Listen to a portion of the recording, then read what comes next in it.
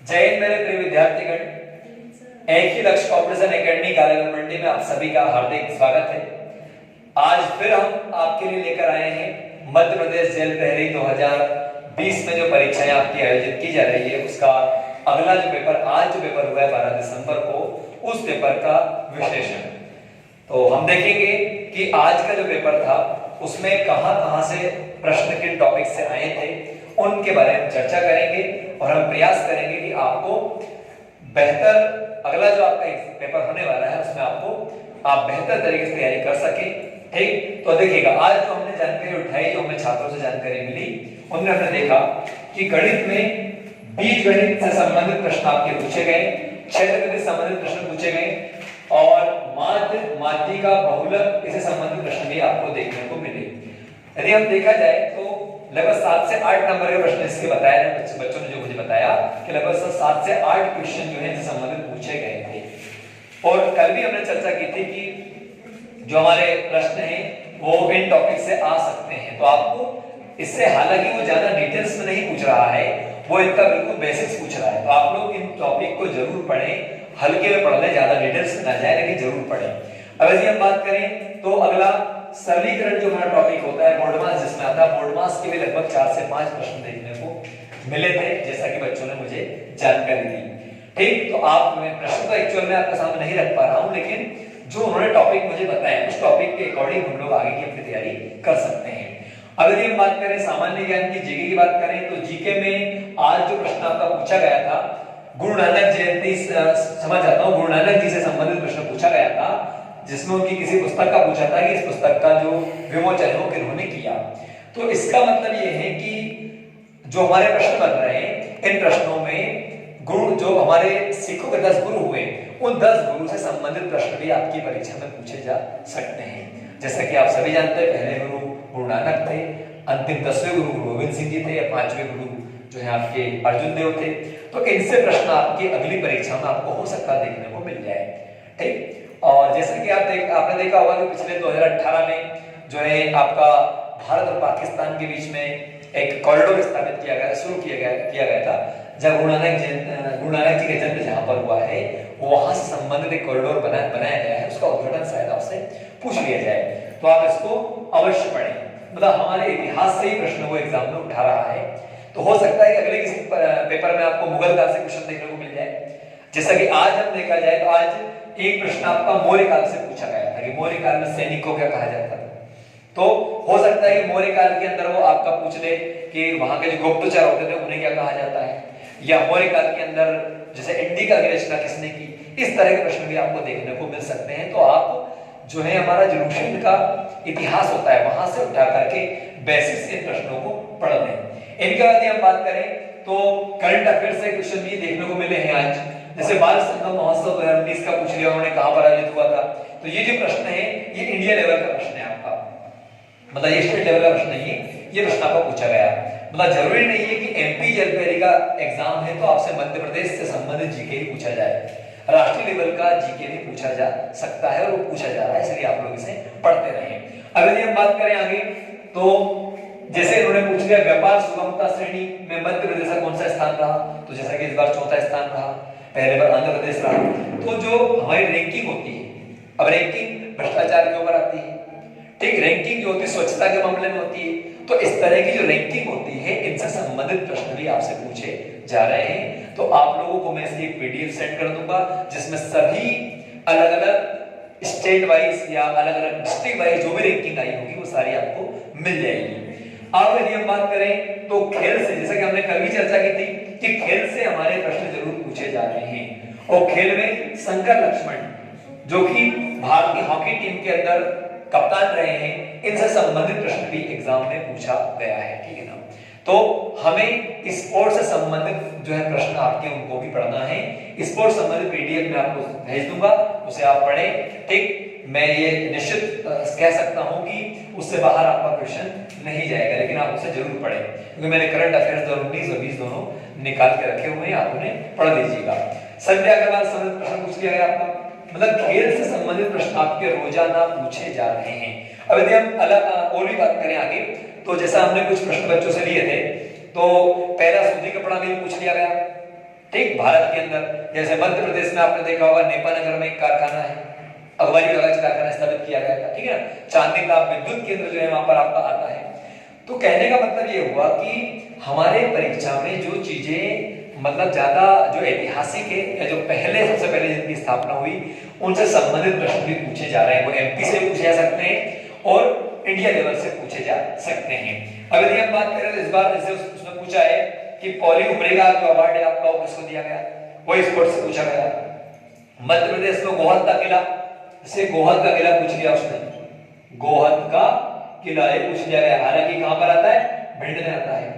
मैंने कल भी आपसे चर्चा की थी कि आपको मध्य प्रदेश के पर्यटक स्थल प्लस मध्य प्रदेश के सारे किले, कौन सा किला कहां पर आता है या मध्य प्रदेश में कौन कौन से अभिलेख कहां पर आते हैं, इन सबको आपको पढ़ना है। जैसा कि आप जानते हैं कि मध्य प्रदेश में गुप्त काल और मौर्य काल से संबंधित काफी अभिलेख आपको देखने को मिलते हैं। आप विदिशा जाएंगे, रायसेन जाएंगे, भोपाल जाएंगे, सीहोर के आसपास आप देखेंगे तो आपको अधिकतर जगह ये आपको अवशेष ऐसे मिलेंगे, ठीक है। जैसे कि लोंजी का किला था आपका बालाघाट में आता है। तो इस तरह के प्रश्न आपसे पूछे जा सकते हैं। तो आप मंदिर है, मकबरा है, ठीक, या फिर आपके समाधि स्थल है, इनको जरूर पढ़ें। मतलब जो मध्य प्रदेश जीके में जो उसका विविध होता है उस पोर्शन से काफी प्रश्न आपको देखने को मिल रहे हैं करंट के अलावा, ठीक। इसके अलावा देखा जाए तो एक प्रश्न आपका पूछ लिया इंडिया लेवल से कि मेरठ आंदोलन की क्रांति कब हुई थी। अब जैसा कि आप जानते हैं कि 1857 की जो क्रांति है वो जो है आपका उत्तर प्रदेश में मेरठ से शुरुआत इसकी हुई, ठीक है ना। तो अब उसने यूपी से पूछा, हो सकता है कि आने वाले एग्जाम में आपसे पूछ लिया जाए कि 1857 की जो क्रांति है वो मध्य प्रदेश में कहां शुरू होती है। तो जैसा कि आप जानते हैं नीमच से शुरू होती है। इस तरह के प्रश्न आपसे पूछे जा सकते हैं। तो इस तरह का जीके जो है आपका एमपी जीके में बन रहा है। हाँ, एक प्रश्न से पूछा गया है माता टीला बांध। तो जैसा कि आप जानते हैं कि माता टीला बांध जो है आपका बेतवा नदी पर आता है, ठीक, और ये मध्य प्रदेश और उत्तर प्रदेश की संयुक्त परियोजना है। तो इस तरह से मध्य प्रदेश की सभी नदियां और उनसे संबंधित जो बांध है और शहर है इनको भी आप पढ़ करके जाएं। अभी आपके पास काफी समय है। जिन लोगों कल पेपर है वो तो जो भी अपना रिवीजन आप कर रहे हैं उसको करें और देखें कि नदियां है, परियोजनाएं, क्वेश्चन आपको देखने को मिलेंगे, जरूर पढ़ें आप, है ना। और यदि इसके अलावा हम बात करें तो इसमें एक क्वेश्चन आपका दिया हुआ है बड़ौनी का मेला। तो मध्य प्रदेश के जो मेले हैं उन मेलों का मैंने कभी आपको ट्रिक भी बताया था, ठीक है ना। तो आप लोग उस मेले से संबंधित जो जितने मेले जहां जहां पर होते हैं उन मेलों को भी पढ़ें। हाँ, पहले क्या होता था कि मेलों का ओनली स्थान पूछा जाता था कि कौन सा मेला कहां लगता है, लेकिन अब जो प्रश्न आपसे पूछे जा रहे हैं अब ये पूछा जाता है कि कौन सा मेला किस समय लगता है। तो आपको ध्यान देना है कि कौन सा मेला किस समय जो है आपका आयोजित होता है, किस महीने में आयोजित होता है, फागुन के समय में, किस समय में आपका होता है। इस तरह के प्रश्न आपके देखने को आपको मिलेंगे। इसने कहने का मतलब ये कि जो आपका 20 नंबर का जीके आ रहा है इस 20 नंबर में से आप कम से कम 7 से 8 क्वेश्चन एमपीजीके के मान के चलिएगा और लगभग 4 से 5 क्वेश्चन आप स्पोर्ट्स या किताबों से मिला करके आप मान के चले, इनसे बिल्कुल बन ही रहा है। इनका यदि हम बात करें तो भारत के जीके से, भारत के करंट के जीके से क्वेश्चन आपके ज्यादा पूछे जा रहे हैं। इतिहास से प्रश्न पूछे जा रहे हैं, लेकिन इतिहास से प्रश्न वो पूछे जा रहे हैं जिनका संबंध कहीं ना कहीं मध्य प्रदेश से होता है। अब यदि हम बात करें आगे तो इसके अलावा हमने निकाला हिंदी का। हिंदी में ज्यादा प्रश्न नहीं, बहुत आसान हिंदी आ रही है, मतलब आप बहुत इजीली कर सकते हो। बस आपको कुछ नहीं करना है, ज्यादातर अभी फोकस करना पर्यायवाची शब्दों के ऊपर जो नोटेट में दे रखे हैं, ठीक, उन्हें आप पढ़ें। समास से आज जैसा मैंने मॉर्निंग में बच्चे से फोन लगा के पूछा तो उन्होंने मुझे बताया कि समास के 4 प्रश्न मिले। अब बताइए, समास एक टॉपिक है हिंदी में, उससे 4 प्रश्न आपके पूछे गए, ठीक है ना। तो हो सकता है कि कल से वो संधि से 3-4 क्वेश्चन पूछ ले आपसे, ठीक। कल के पेपर में अलंकार छंद से प्रश्न आए थे आपके। तो इस तरह से हिंदी जो है बहुत आसान आ रही है। आप सिर्फ उसको एक बार रीड कर लें, समास कौन कौन से होते हैं उनकी प्रैक्टिस कर लें खास करके, ठीक। विलोम शब्द का प्रश्न बिल्कुल डेली रोजाना ही आ रहा है। कल के सभी पेपर में आपको देखने को मिला था, आज ही मिले। उपसर्ग प्रत्यय से भी प्रश्न आपके पूछे जा रहे हैं, ठीक है ना, ठीक। जैसे कि आपका मतलब आज एक प्रश्न मुझे दिया गया था, जैसे प्रश्न दिया गया था लंबोदर में समास कौन सा है या उत्थान का विलोम क्या होगा, ठीक। इस तरह का प्रश्न आज आपको देखने को मिला था। जैसे औचित्य है, औचित्य का विलोम शब्द क्या होगा। प्रत्येक में जो है आपका इसके अंदर कौन सा प्रत्यय लगा हुआ है, इक लगा है, अक लगा, इस तरह से प्रश्न आपका पूछा गया, ठीक है ना। या कुछ मुहावरे भी आपको देखने को मिल रहे हैं। अब यदि हम बात करें इंग्लिश की, तो इंग्लिश में आज जो मैंने जानकारी उठाई उसमें पाया कि अधिकतर जो प्रश्न पूछे गए वो सब्जेक्ट और वर्ब के एग्रीमेंट से पूछे गए कि कौन सी वर्ब किस हेल्पिंग वर्ब के साथ लगाई जा रही है। इस तरह के प्रश्न आपको देखने को मिले।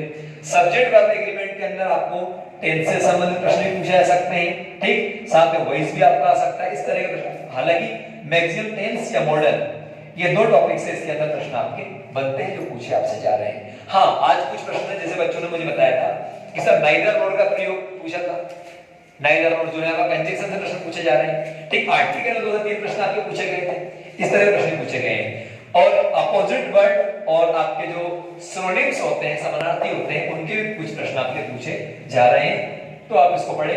मतलब देखा जाए तो पेपर में हमारे लिए 80 से ऊपर स्कोर करना है, तो 80 से ऊपर स्कोर करने के लिए आपको थोड़ा सा इंग्लिश और विज्ञान इन 2 विषयों पर ज्यादा ध्यान देना पड़ेगा, क्योंकि बाकी सब्जेक्ट जो आपने यदि पढ़ा हुआ है तो बहुत आसान आ रहे हैं, लगभग सभी बच्चे बनाकर आ रहे हैं। मतलब 60 to 70 का जो स्कोर है वो मैक्सिमम बच्चे कर पा रहे हैं। आपको सिलेक्शन के लिए मोर देन 80 मार्क्स चाहिए, तो आपको इंग्लिश और विज्ञान पे फोकस करना पड़ेगा। अब यदि हम बात करें विज्ञान में, तो विज्ञान में ध्वनि साउंड से प्रश्न आप पूछे गए आज, ठीक, ध्वनि का टॉपिक फिजिक्स में हमारा आता है, उससे पूछे गए। ऊष्मा से प्रश्न आपके पूछे गए, ठीक, रोग से, जैसा कि हमने कल भी चर्चा की थी, रोग से भी प्रश्न आपके पूछे गए थे।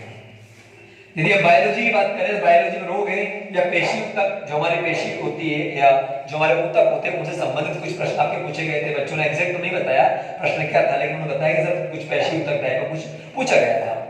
रसायन शास्त्र से बताया गया बच्चों ने कि कुछ न्यूमेरिकल टाइप के प्रश्न बन रहे हैं, मतलब पीरियोडिक टेबल है आपका, उससे कुछ चीजों की द्रव्यमान संख्या या द्रव्यमान भार, ठीक है, मतलब इस तरह के परमाणु का जो भार या आणविक भार वगैरह, इस तरह के प्रश्न भी देखने को मिल रहे हैं। रक्त, ब्लड की बात की जा रही है, ब्लड के पीएच मान वगैरह। तो यदि हम ओवरऑल पूरे को देखें तो आपको जो आप अपनी तैयारी करना है वो किस तरह से करना है। आपको मैथ्स में, जैसा कि मैंने आज आपको टॉपिक बताए, इन टॉपिक को एक बार आपको देखना है, ठीक, इनसे संबंधित आपको नॉर्मल बेसिक्स, क्योंकि इतना समय आपके पास नहीं बचा कि आप डिटेल्स में जाकर ये सवाल को बहुत लंबा चौड़ा कर पाए। आपने अभी तक जो पढ़ाई की उसको आपको देखना है, आपको उन प्रश्नों को, उन टॉपिक्स को एक बार देखना है जिनसे प्रश्न आपके बन रहे हैं। और आपको पता है व्यापम जो परीक्षा है उसमें पहले दिन जो पैटर्न होता है वो 2 से 3 दिन तक लगभग चलता है, बस उसमें प्रश्नों को बदल दिया जाता है। 2 से 3 दिन बाद फिर एकदम आपका नया टॉपिक ले लिया जाता है। तो इस तरह का हमने अभी तक जो पेपर देखे उनमें ऐसा हुआ है, उसी आधार पर मैं आपको बता रहा हूँ, ठीक। जीके के अंदर आपको लूसेंट जो है उसका विविध आप बहुत अच्छे से पढ़ लीजिएगा, जिसमें आपका हो सकता है कि अभी तक तो उसने अपने से मध्य प्रदेश के अवार्ड पूछे थे, अब हो सकता है कि वो इंडिया लेवल के जो अवार्ड है आपके उनको पूछ लें। जैसा कि आपने देखा 2019 में प्रणब मुखर्जी साहब को जो है आपका भारत रत्न मिला था, ठीक है ना। राष्ट्रपति, मुख्यमंत्री, राज्यपाल, मुख्यमंत्री और राज्यपाल से संबंधित प्रश्न अभी तक नहीं पूछे गए हैं, तो आप इसको जरूर पढ़ें, ठीक है। तो और भी हम आगे अगले वीडियो में इस तरह की और भी जानकारी लेकर आते रहेंगे। और यहाँ पे अभी हमने पढ़ा कुछ नहीं है, सिर्फ इसका हमारा उद्देश्य ये रहा है कि आप इन टॉपिक को देख के समझ लें कि प्रश्न कहाँ से आ रहे हैं, ठीक, ताकि आपको आइडिया मिल जाए। सबसे बड़ी प्रॉब्लम जो स्टूडेंट के साथ होती है वो ये सोचता है कि पढ़ूं कहाँ से, नहीं क्या पढ़ूं, कितना पढ़ूं। तो आप इन टॉपिक से उठा करके चीजों को पढ़ सकते हैं, अभी भी आपके पास समय है, ठीक। तो आज हम इस वीडियो को यहीं पर एंड करते हैं, और अब से आपको साप्ताहिक करंट अफेयर्स भी मिल जाया करेंगे, ठीक। हम प्रयास करेंगे कि सप्ताह में आपको जो एक सप्ताह का करंट अफेयर्स है आपका एक वीडियो के अंदर हर सप्ताह आपको बनाकर प्रोवाइड कराया जाए खिड़की की तरफ से। सो धन्यवाद, जय हिंद, जय मां भारती।